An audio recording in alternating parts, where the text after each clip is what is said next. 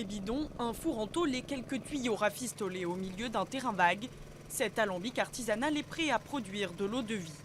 Appelé ici au Nigeria ogogoro ou gin local, cet alcool est le plus souvent fabriqué à base de sucre et s'extrait très rapidement.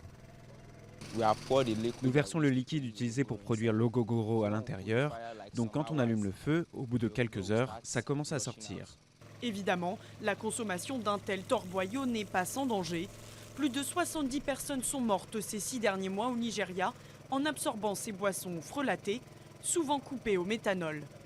Malgré les polémiques sur leur légalité, ces liqueurs locales sont toujours distillées avec la complicité des autorités. La police vient de passer pour récupérer du gin. Ils ne posent pas de problème. Ils viennent juste pour boire un coup et ils repartent.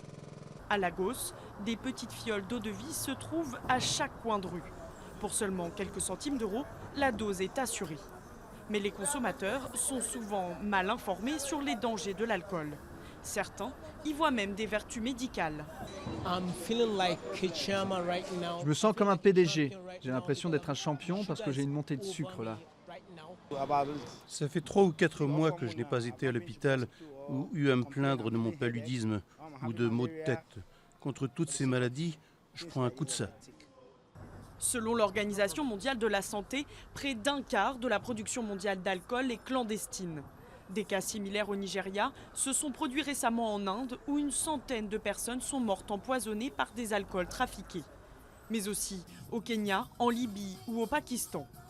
La pauvreté, le manque de sensibilisation et de régulation des États étant bien souvent un terreau fertile pour la consommation de cette mortelle eau de vie.